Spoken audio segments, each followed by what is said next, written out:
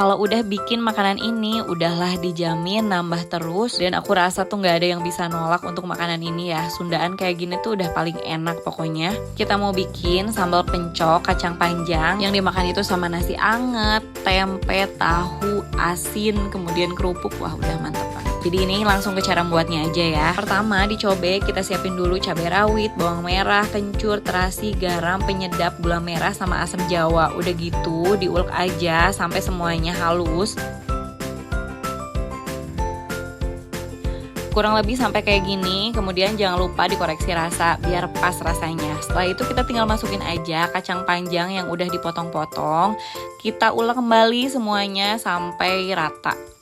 Nah, kalau udah kayak gini semuanya, berarti kita tinggal masukin aja daun kemangi. Karena aku suka, jadi aku tambahinnya agak banyak, tapi itu mah gimana selera aja. Setelah itu diulek-ulek sedikit atau diaduk rata aja, dan kita tinggal kepinggirkan. Kemudian kita susun, ada di sini pete, kemudian ada tahu goreng, boleh tempe goreng juga. Kemudian dikasih asin sepat, ini wah enak banget sama kerupuk.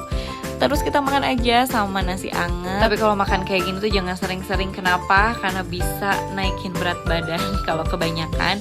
Jadi selamat mencoba ya.